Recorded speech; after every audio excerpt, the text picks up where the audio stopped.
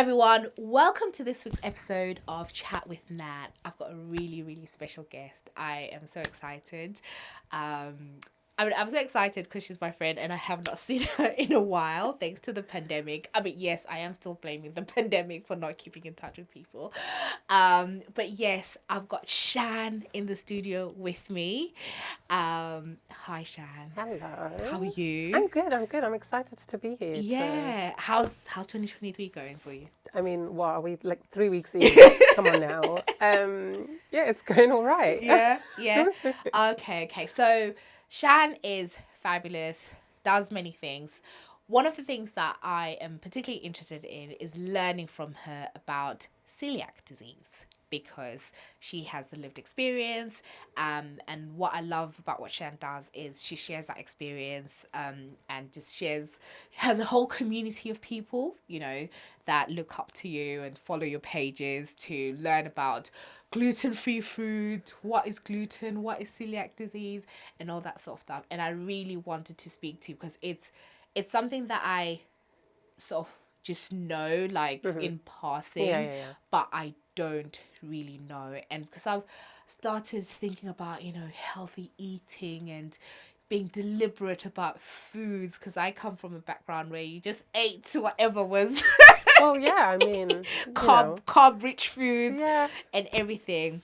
So yes, I'm gonna be guided by you like this episode. But I think just to kind of start off with, Yes. there may be some people like me who are like, what is celiac disease? Yes. And how do you get diagnosed? Like, what are the symptoms? Yeah. And is it actually even okay to call it a disease? Do you know, because I know some people Yeah. are a bit like, well, don't define me by like this one aspect of my life. Yeah. So yes, over to you. Over to me. Yeah. So, celiac disease, it's an autoimmune disease. Not airborne, you can't catch it from me. Yeah. It's diagnosed through, I think for some people, a few different ways. Yeah. My diagnosis can be totally different to another celiac. Yeah. Yeah. My diagnosis, luckily, was through a blood test. And the reason I say luckily is because not everyone who has celiac disease, it doesn't always come up in a blood test for some. Yeah, exactly.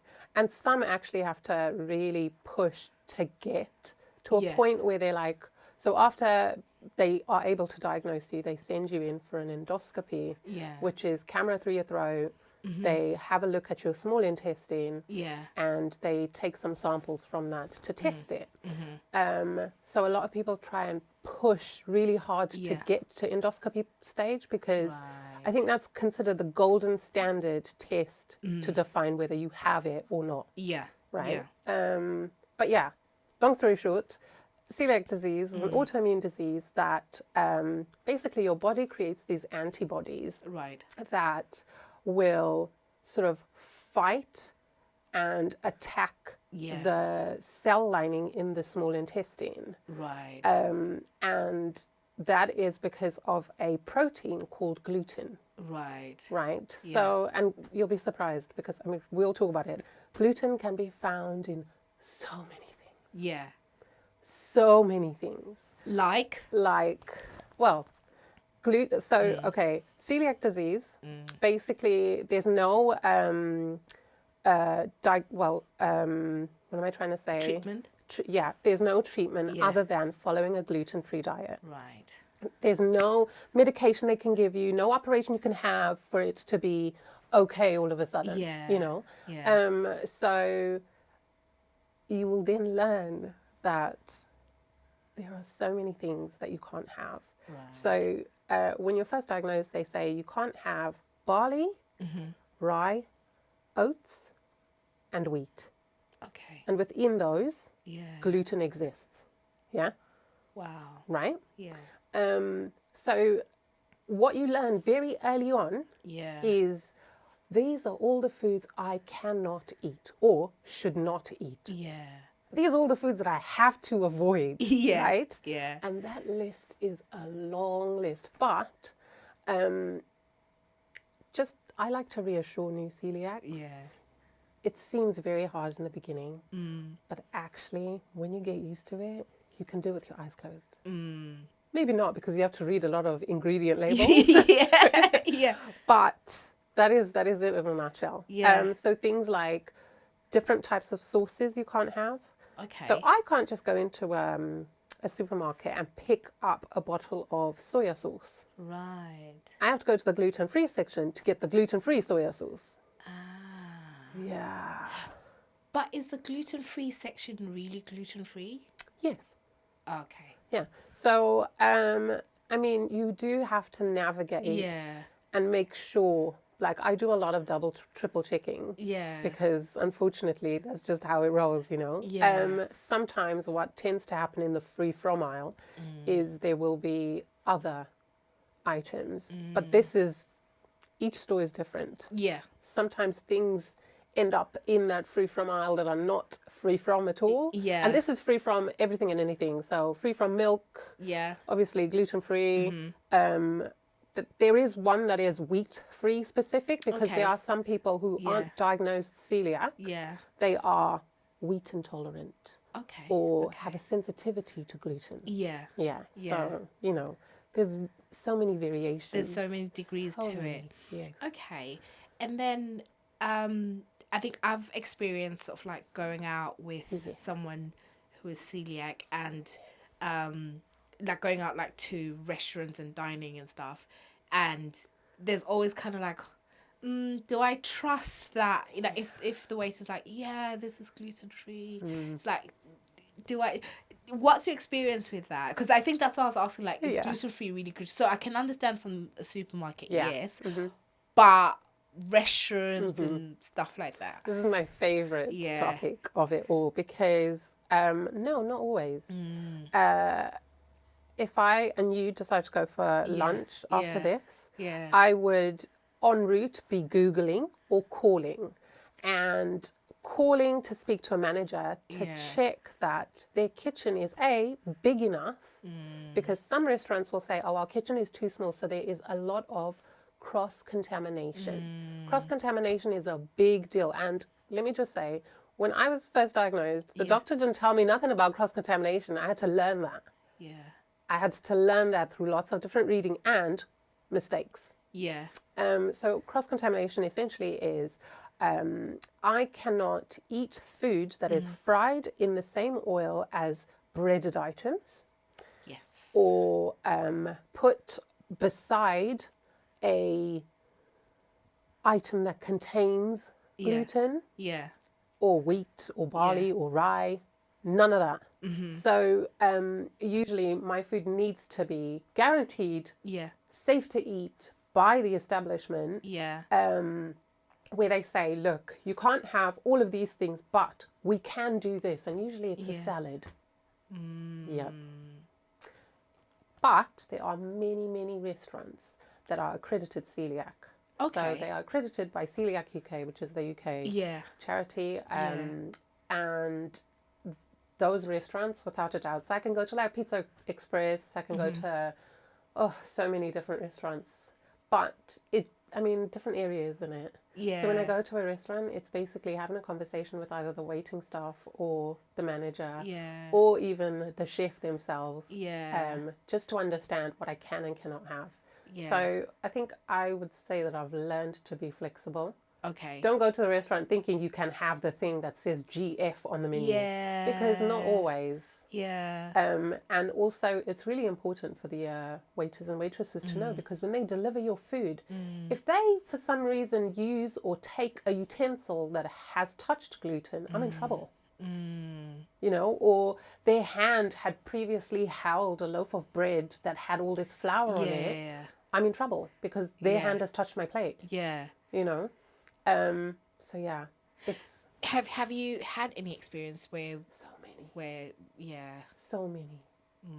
So many. Some really, really bad, some very light. It's really hard to be able to get through like one or two bites and be like, this is not good. For me, it will take until it gets to digestion.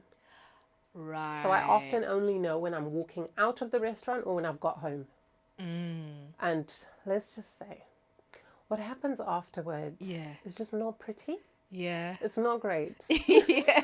It's horrid, horrid. But Yeah. what's really disheartening is when a restaurant are really, yeah, it's fine, we're going to take really good care of you. Yeah. It's nice to be reassured. Yeah. But once you've eaten that food Yeah. and you've walked away and you're just like, hold on a minute, Yeah. something's not right, but it's too late. There's nothing you can do. You just, you literally have to wait for that food to get through your system. Yeah. So let's talk about that. Let's. So going back to like, how did you sort of discover? I mean, what made you go to the doctor? Like, Yeah. how did you get diagnosed? Okay. And how long do you think like you've had this discomfort Yeah. for? If you could maybe explain that to me, because there could be some people watching or listening who are like, oh, maybe this is me. Yes. Yeah. Okay. So, for me, I spent the majority of my life as a constipated kid, teenager, young adult. Yeah. Constipation was basically just my life. Yeah. And there were many things that I tried that just didn't work for me. Yeah. Suddenly, things changed and I was going to the loo every day, right? Yeah. Yeah. And I was just like, I know this is normal for some people, but for me, this is not normal. Yeah. Yeah.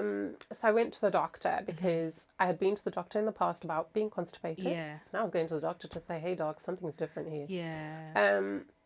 And then he said to me, that's odd because this shouldn't be your, like, it doesn't just change overnight. Yeah. In addition to the going every day, Yeah.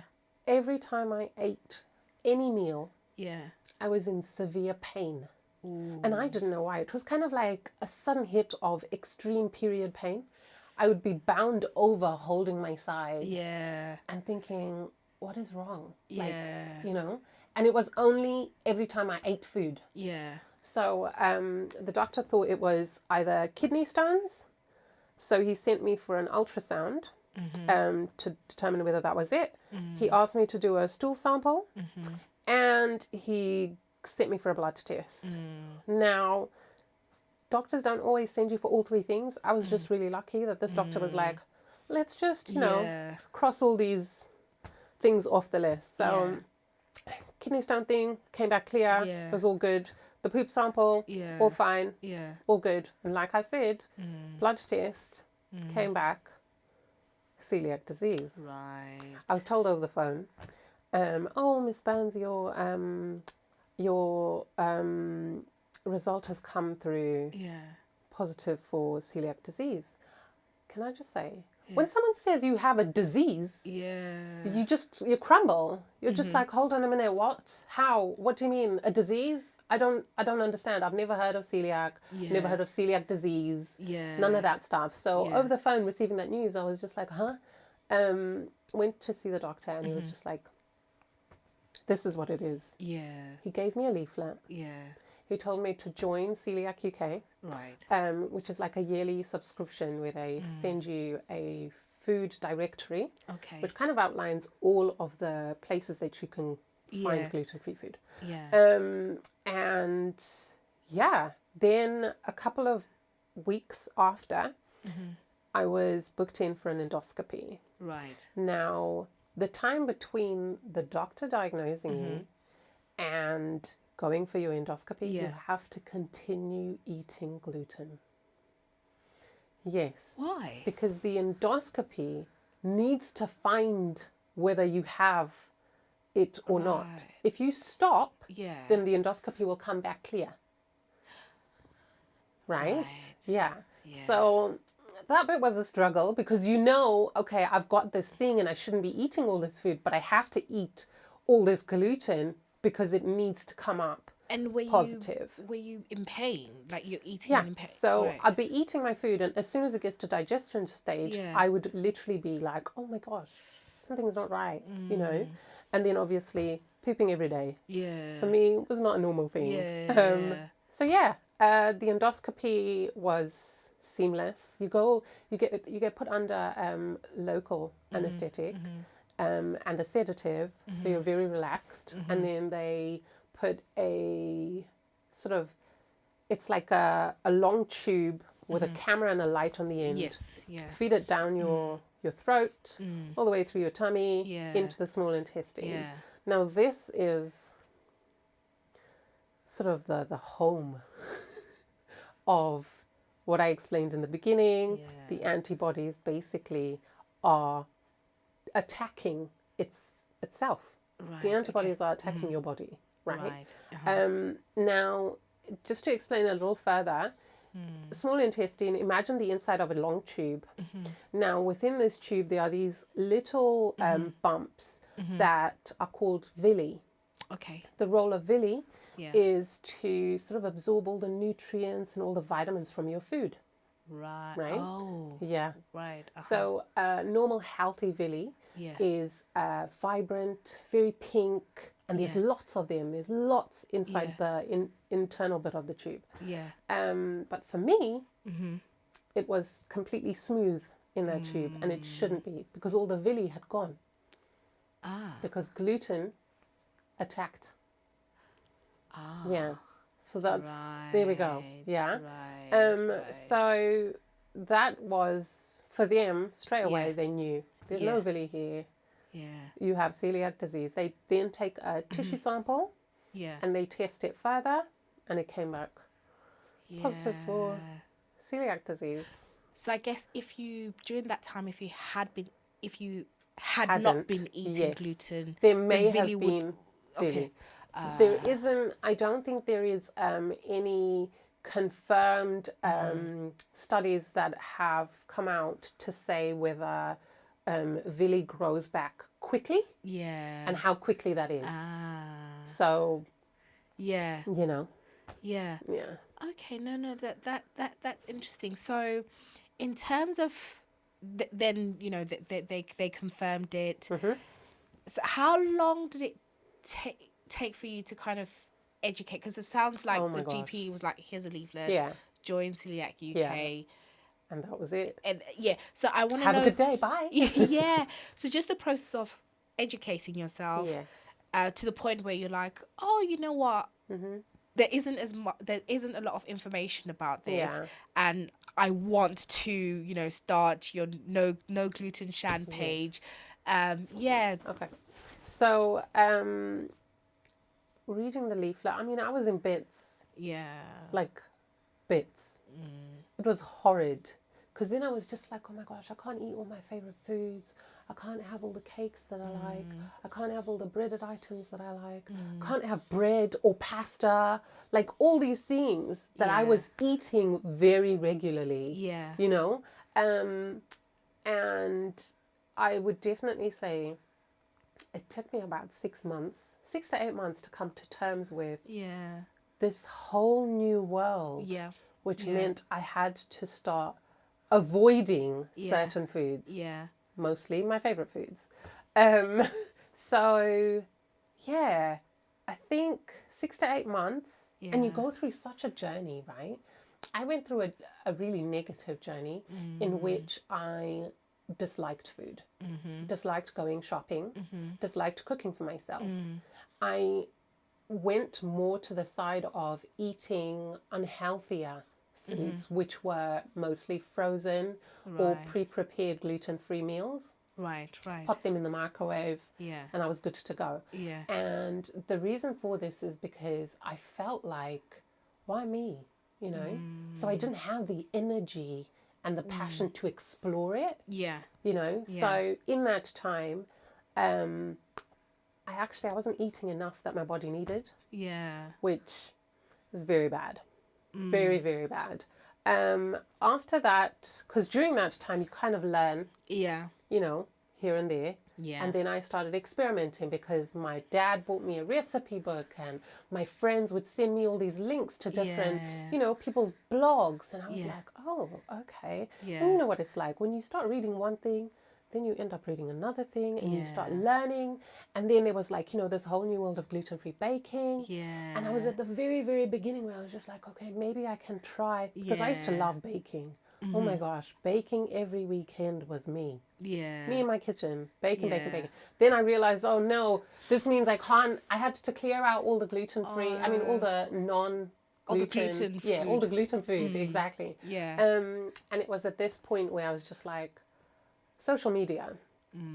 This is where people share their experiences, Yeah. but also they talk about what it's Yeah. like, you know. So I came up with the NoGlutenShan Yeah.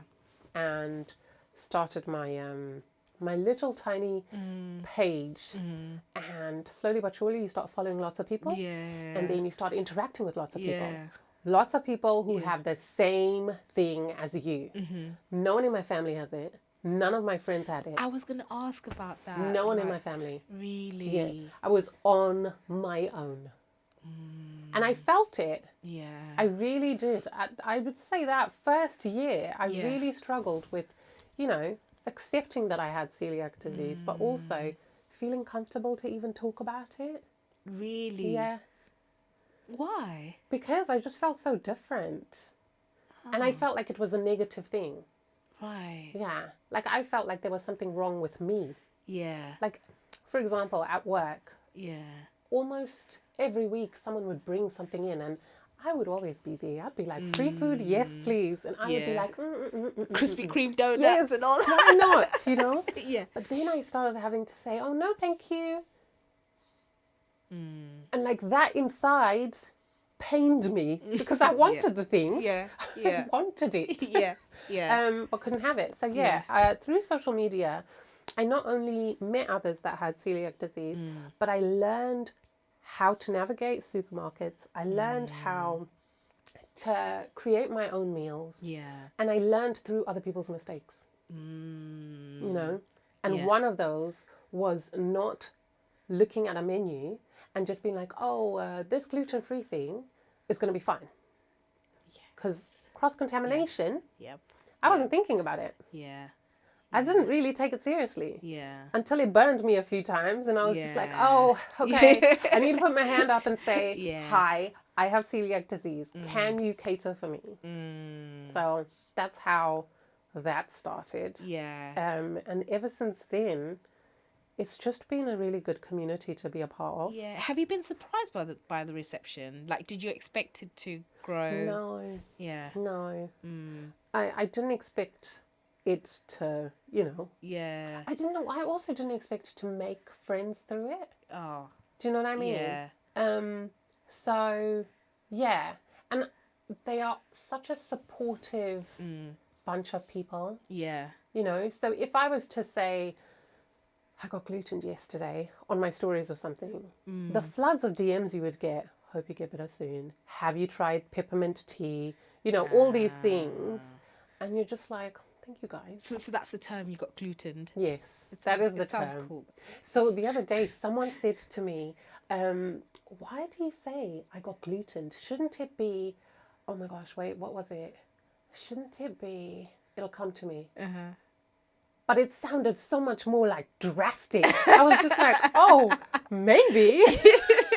But like everyone, we all say it. Like, I got glutened. It sucks. Sucks to be me, Yeah. But yeah, that's that. Yeah, no. I mean, like I said, I love what you do. Thank you. And because I said at the beginning, like I'm trying to pay attention to like eating and stuff like that. So I'm the sort of person that like anywhere I go, are you allergic to anything? No. But I'm like, really, like, do you know what I mean? Is there anything you don't eat? No. But do you know what, Nats? Like, I think a lot of people that are celiac would prefer for it just to be as simple as, actually, I can eat anything. Yeah. Because it just takes out so much internal anxiety. Yeah.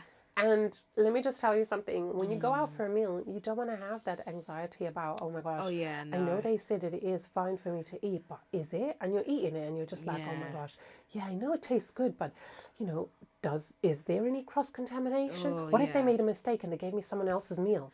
Yeah. All these thoughts just are running through your mind. Yeah. Because you don't know, you can't see gluten. Exactly. You can't see exactly. it. Yeah. And there's no way of you testing it either. Like, this is a meal full of different components. Yeah. How are they cooked? How are they Exactly. prepared? Who touched them? Yeah. What did they touch them with? Were the utensils okay? Like, what if they put a new spice in it and the spice just happens to contain some sort of wheat? You know what I mean? Yeah. Like, Yeah. all these things are going through your mind because you're just like, oh. No, I can only I can only imagine, and I didn't say that to kind of minimize, because what I was thinking is I think I mentioned this before, that apparently like 80% of people that actually have celiac just don't know. Yeah. And I'm thinking of myself as like someone from Zimbabwe, and just like our eating culture. Oh, people don't attack me. Let me not generalize. Let me say my family's eating. Do I you know get what I mean? it. I get it. Yeah, but it could be that, that's how I was saying that there could be people, because I know of people who just forever have issues. Yes. With, and they kind of just accept it as this is how their body is. They just forever have digestion issues. Yeah. It's just a thing. It's just like, just a thing. Yeah. oh, let me try and eat. Let me see if this is, and they just live like that forever. And it could be they may be one of the 80% that just don't get diagnosed, because sometimes I think celiac is, I don't want to say it's a new disease. Like, the awareness is probably 20 years or less, right? In terms of like it being sort of like people being aware of it. So I think it's really, really important what you do. And I know that you had a little something. I do. Yes. So today we're going to, well, you mostly. I will eat the bread with you. But I've brought 3 different breads, 3 different brands. And you are going to try each one. Yeah. And hopefully you'll be able to either tell a difference between the bread that you have just normally in life. Yeah. And whether this tastes different or better or worse. And these are all gluten-free. All of them are gluten-free. Breads. Okay. So I'm allowed to say brands on here, right? Yeah. So we've got my favorite. This is the Warburton Tiger Bloomer. Okay. I love the Tiger Bloomer. It smells amazing. Uh-huh. Rip a piece out. Oh, it's not sliced. No, oh, it's okay. not sliced. I'll get a little bit. Yeah. Okay. And now I want you to. Yeah, smells like so good, doesn't it? Yes. It smells beautiful. Okay.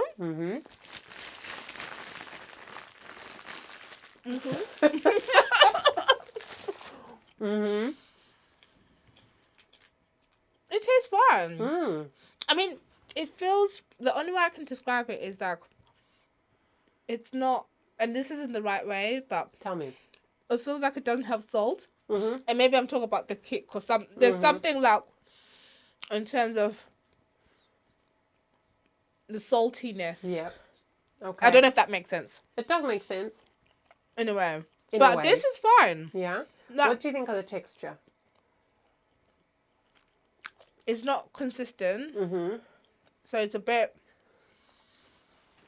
like, you can kind of feel it in your... Yeah, you can feel like the ingredients like, like popping, and then you can kind of feel the flour a little bit. Yeah, you can taste it. You can taste it. Okay, cool. But it's not bad, because I'm imagining this like toasted, put some pork on it. I think it would be fine. Yeah. Okay, cool. Because this is my favorite one. So. Is it? Yeah, it is. Okay. Toasted, it's heavenly. Yeah. I can't tell you how beautiful this bread is toasted. No. We'll try the next one in a minute. Just give your taste buds a little, a little break. I'll get some sweet. Yeah. One thing I wanted to say, so in the UK and in Europe, there is 1 in 100 people that have the condition, but only 36% are diagnosed. Ah, right. So, I think it's not spoken enough about, and there are, I mean, from social media point of view, I feel like there are a lot of celiacs, and perhaps that has changed in recent years.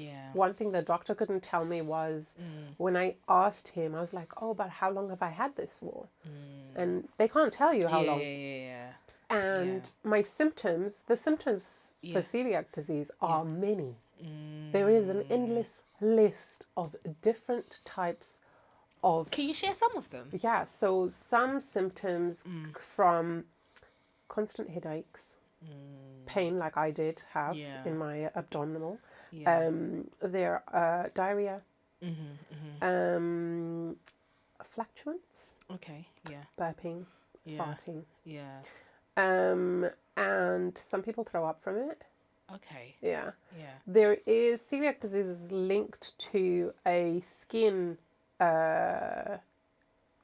disease as well, called, let me get this right because I don't want to fail this one. But that makes sense, you know, that it would be linked to, and that it may present itself on your skin, like that actually makes a lot of sense. I can see that being the case. So it's called dermatitis herpetiformis, which is an itchy rash, and it has blisters that burst when they're scratched, and it usually occurs on your shins, your elbows, and your knees. But not so not many people have both, if you know what I mean. Yes.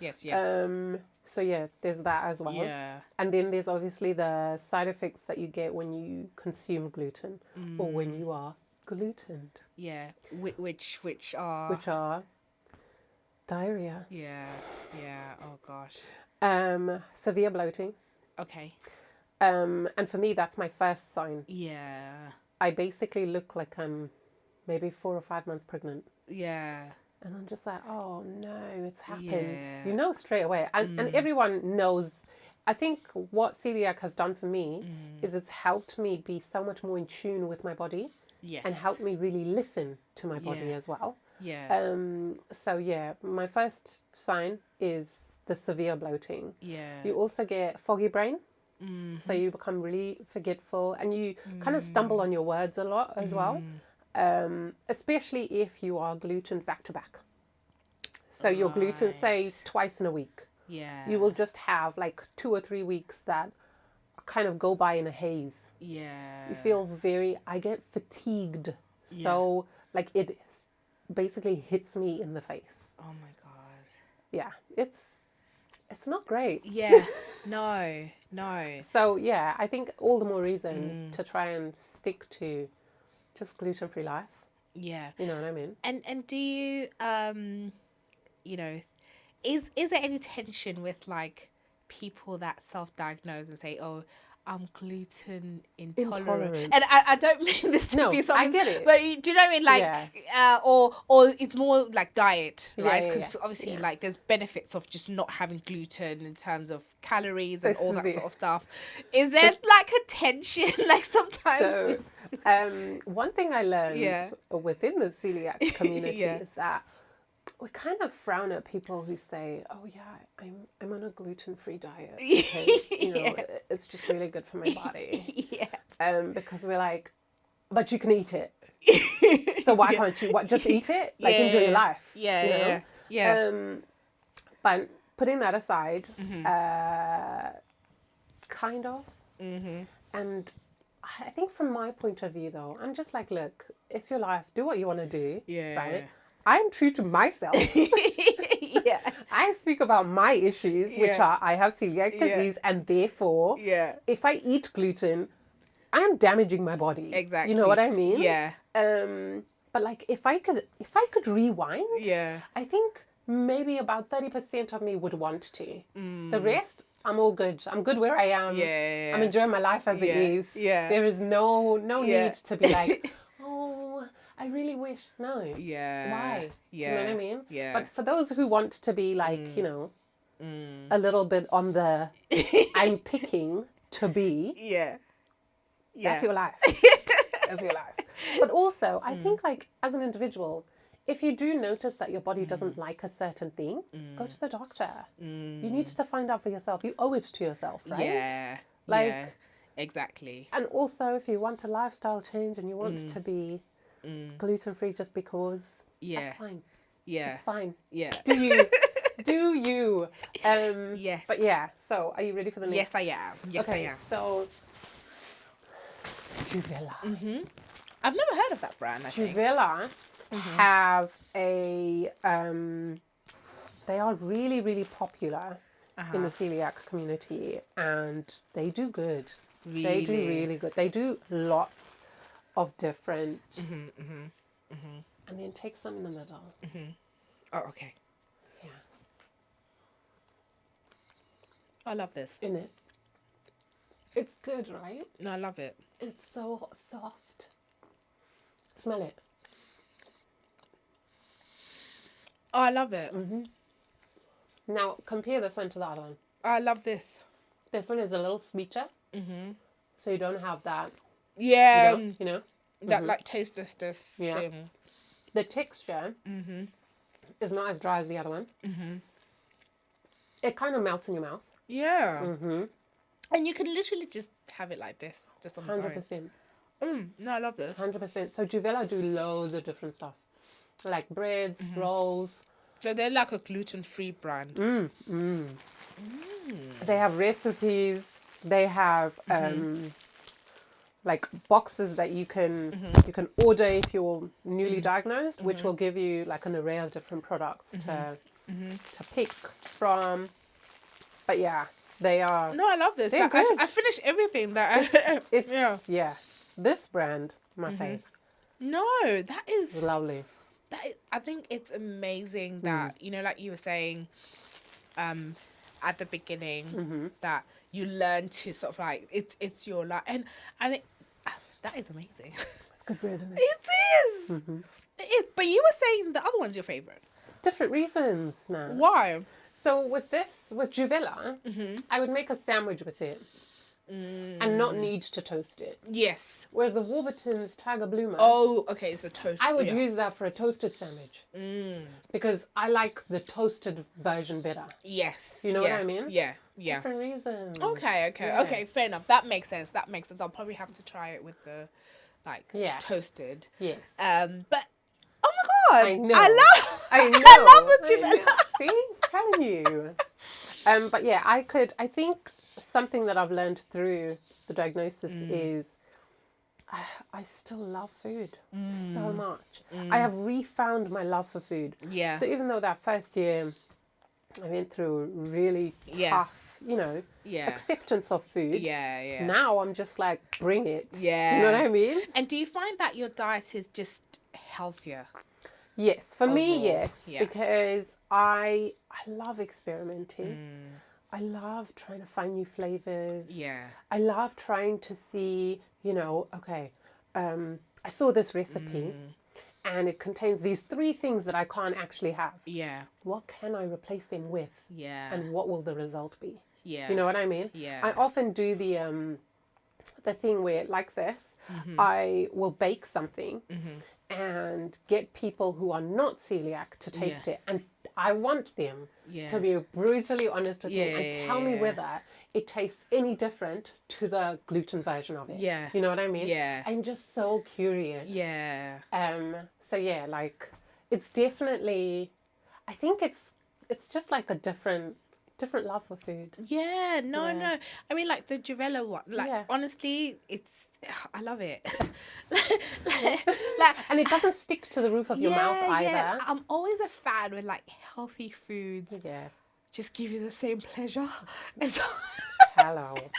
But one thing I will also say is that sometimes, especially if you're not experimental in the kitchen, yeah. gluten-free foods can be full of all the wrong things, Right. especially sugar. Oh. Yeah. So you just have to know what you're eating, Yeah. which is why I think I'm so into Yeah. experimenting Yeah. and like creating things. Yeah. Like Yeah. my page is full of it. Like I'm always just like, okay, let's see if I can change this up and make it more for me. Yeah. Yeah. So like for example, I don't know in London a sushi place that I can go to and be like, it's going to be fine. Right. Like 100%. There Yeah. are places, Yeah. but there's a risk. There's always a risk, There's always a risk. unfortunately. Yeah.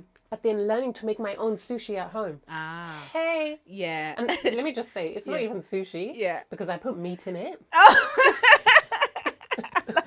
This is it. This is the thing. So that's what I mean by experimenting. I'm just like, oh, how can I add all these flavors that I like into this thing that I like and make it mine? Yeah. So like yesterday I had chicken and bacon sushi. Yeah. Oh. Because it tasted good.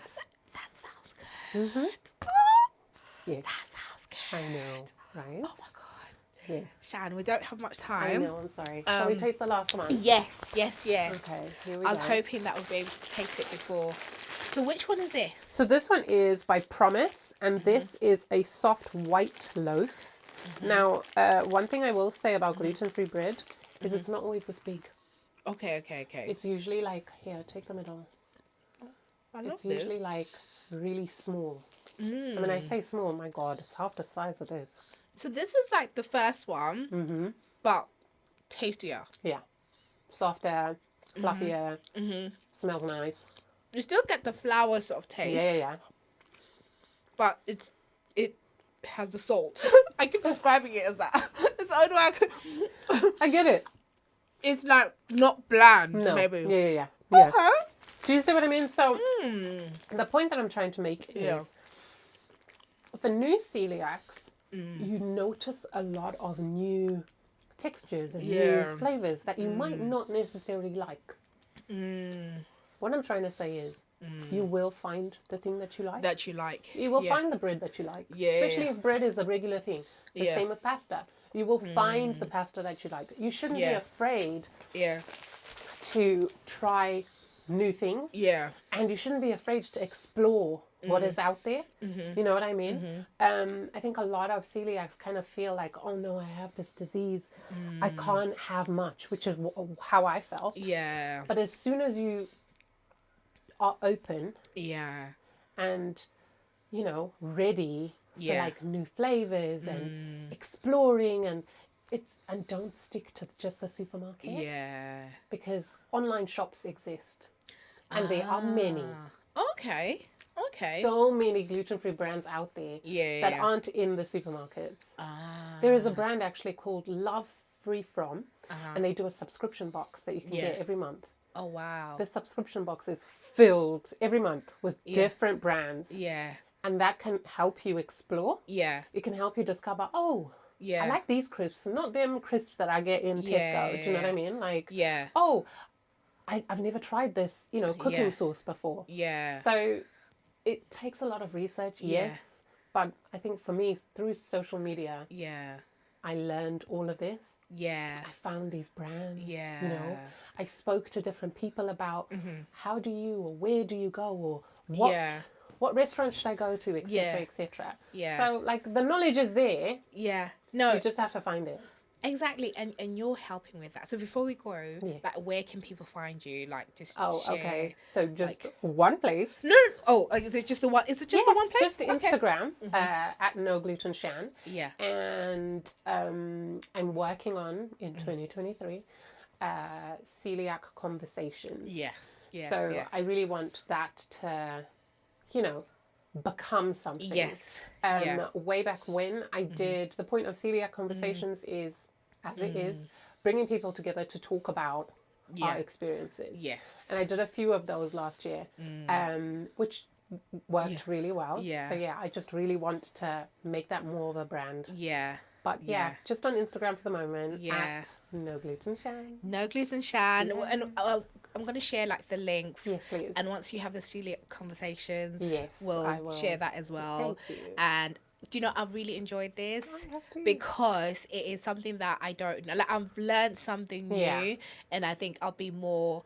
and also, I guess if I meet other people that actually... You'll understand. I think I'll be more understanding because sometimes you just need to just understand what other people go through. This is the truth. And I hope you guys have found it helpful. And if you have any questions, just put them in the comment section, and then happy to help we'll take it from there. But Shan, thank you so much. Thank you. Thank you. You're so welcome. Thank you. Yay.